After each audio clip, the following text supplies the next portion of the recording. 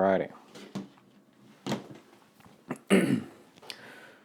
So, this is a follow-up video for that Friday. I laid down some pretty heavy stuff Friday morning. I was pretty nervous, nerve-wracking. It's just a lot at stake. And I really had to think about the risks I'm willing to take to try to become in charge of my own earnings.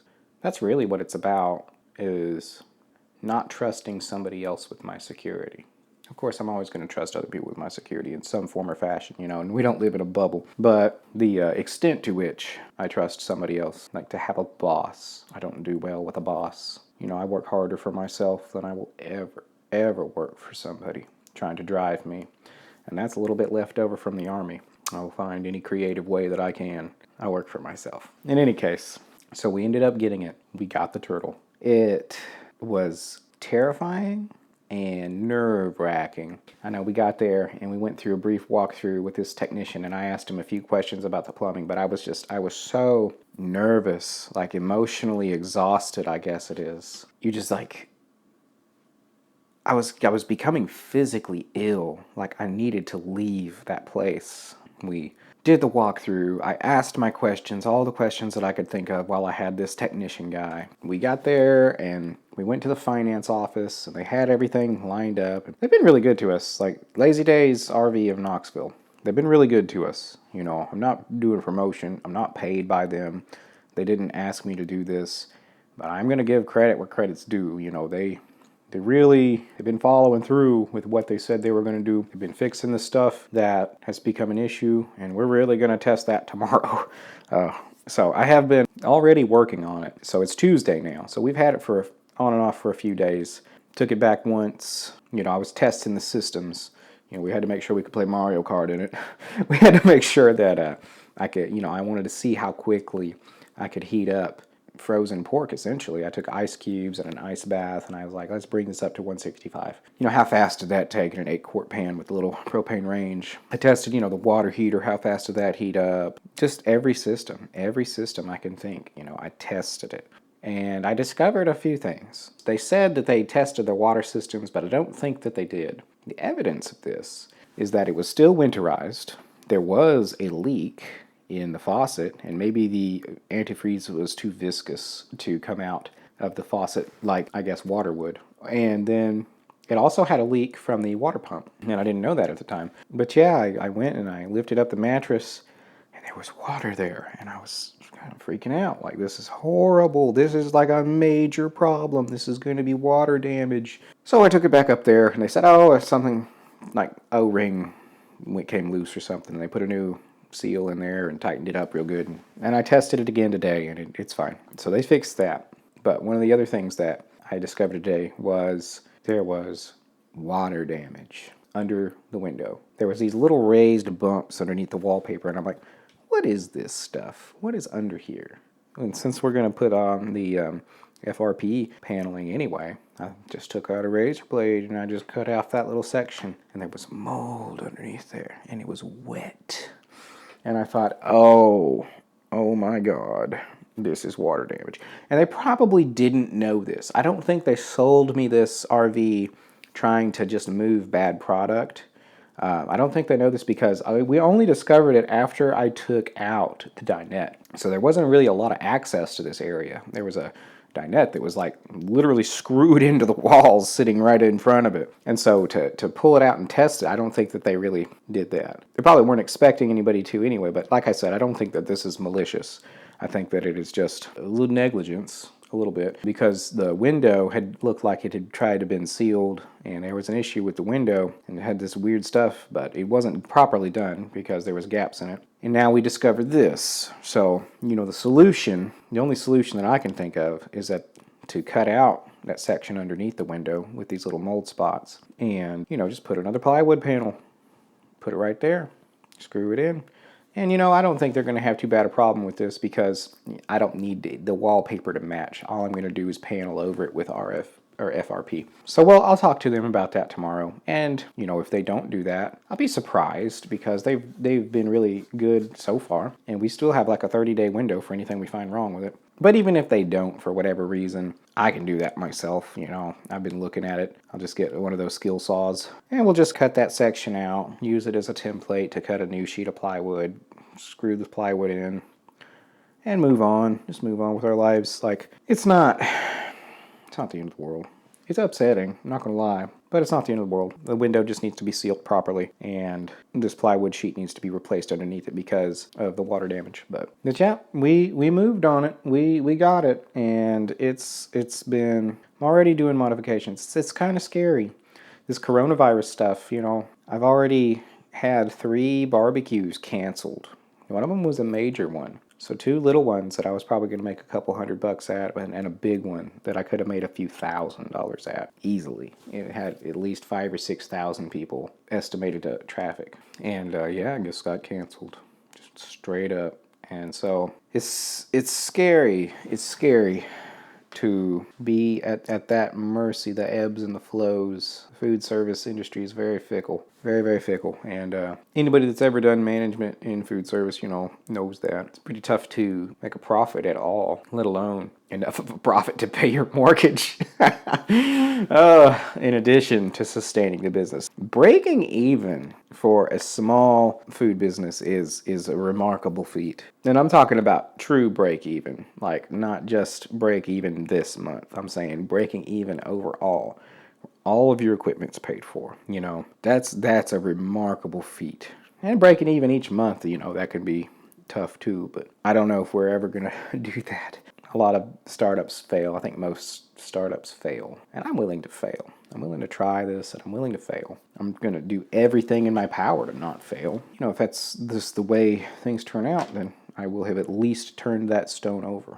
It won't be for my lack of effort and my lack of ambition that it didn't work out. So, here we are. We have the turtle. It's been pretty interesting tearing into it and witnessing and handling I don't know what to even call it, the building quality, the materials. It is criminal what they charge for what you're getting. Like, it is so poorly constructed, like so bad. It's like twigs with staples, little 1 by 1 inch pressed particle board sticks with staples. It has 2 sheets of plywood that are about an eighth to a quarter of an inch thick. And yeah, those are by far the strongest materials in that whole thing, besides like the aluminum. And even then, I wouldn't bet money that the plywood isn't stronger than the aluminum. I really would bet that the plywood is actually stronger than the aluminum. It's criminal what they charge for what you get. I remember that brand new off the lot. The MSRP on that was like $68,000. I don't think anybody ever paid that much for it, honestly. But, it's definitely not what we paid for it. We got it used. But breaking into it and seeing what's in the belly, seeing how things are constructed, knowing that somebody probably paid at least 50 or 60 for it, that turns my stomach, seeing what it actually is. Oh my goodness. And we got videos where I basically just gut it. I'm taking out the dinette set. I'm observing the quality, and I can, this is bad, I can literally just pull them apart with my hands, like the staples. It's pathetic. So it's unbelievable. But the bright side of that coin is that we're putting stuff in there that is good. Everything that we put in there and everything that we replace, it's going to be good. It's going to be thick plywood. It's going to be hardy, ready to withstand some challenges. And I can do that. It's not hard. You get a saw, you get plywood and wood screws. It doesn't take expertise to do that. And thank goodness it doesn't. But speaking of expertise and what experts charge, they managed to do that plumbing job for only $300. I was shocked by that. My initial quote was $600, and they said they would see what they could do. But I guess on the back end, instead of charging me all $600, like I said, the initial quote, they said it only took a pipe and a valve and some epoxy. Would you believe? Yeah, it's like I imagined. Oh. In any case, $300 for that. I'm as happy as I can possibly be with that, because it was explicit that I wasn't allowed to make this modification myself from the county certifier.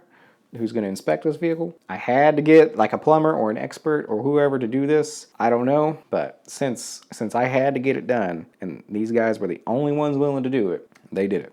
$300. The cool part is that they rolled that into the financing, which sounds not good, but it's actually really good because of where we're at right now. Of course, you never want to finance something when you don't have to, right? You never want to pay that interest. But because of the cross section that we're in this business, those little, $300 chunks, those mean a lot right now. If we had to pay for that up front, in addition to a lot of other stuff up front, everything else we're going to have to pay for up front, all that stuff just really, really adds up quick. And it's pretty important to us that they were able to finance it just from a logistical perspective of how we're going to get this through the county gauntlet, through the city gauntlet of inspectors. Speaking of city inspectors, the guy that was helping me do my walkthrough, he basically put the fear of God into me regarding the electrical system. Now, this is something that I did not foresee a problem with, and I still don't know if it's going to be a problem. But the way that he made it sound is that the electrical system is going to be a nightmare to get certified. Would you believe? The one inspector that I not talked to directly, I talked to the fire marshal directly, I talked to the lady who issues the permit directly, I talked to the technician at the dealership who specializes in the electrical systems directly, and I asked him every criterion on that page that is part of their certification process. Literally, I read him every bullet, word for word, and I said, does this RV meet this spec? Yes, yes, yes, yes, yes. Across the board, all yeses. And I'm like, okay, so since it meets all of these specs, I should not have any problems with this. And they said, yes. And so then I closed that chapter. Because, I don't know all of the RV specs. It's one thing to talk to a fire marshal about a hood or a fire extinguisher. That's two options. It's another thing to try to talk to an electrician about all of the stuff that they worry about, which is just far more complex than I'm familiar with, for one, about the codes and the regulations and all this, and that I could even describe. I don't really know that much about the electrical system of the RV.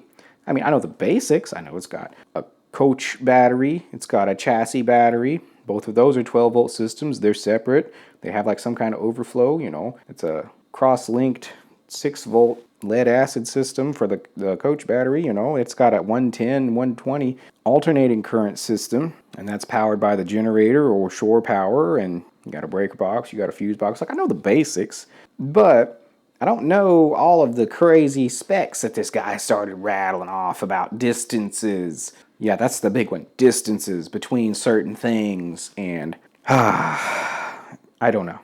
Made me very, very, very worried. I'm gonna have to see. I might hit that electrical inspector and they might kick me back. Like, I'm expecting to be kicked back.